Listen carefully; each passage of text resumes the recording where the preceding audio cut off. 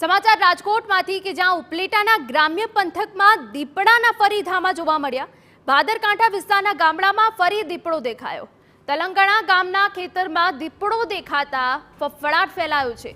દીપડો દેખાતા ખેડૂતો સહિત ગ્રામજનો હવે ભયભીત બન્યા છે। ત્યારે દીપડાના આટાફેરાથી જે વિસ્તારના લોકો છે તેઓમાં ભયનો માહોલ જોવા મળ્યો છે।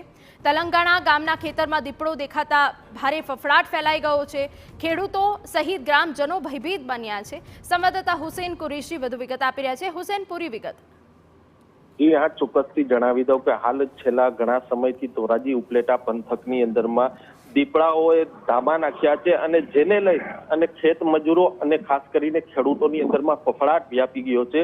વાત છે કે ઉપલેટાનું તલંગણા ગામ છે, ત્યાં એક ભાદરકાંઠા વિસ્તારની એક વાડીની અંદરમાં દીપડાએ દેખા દીધી છે। એક ઓરડીની અંદરમાં દીપડો છે તે સૂતેલો દેખાઈ રહ્યો છે, જેને લઈ અને ઉપલેટા પંથકના જે ગ્રામ્ય વિસ્તારના ખેડૂતો છે તે ખેડૂતોમાં ભારે ફફડાટ વ્યાપી ગયો છે અને ખેડૂતો છે તે રાત્રિ દરમિયાન ખેતરે પણ જવામાં ભય અનુભવી રહ્યા છે।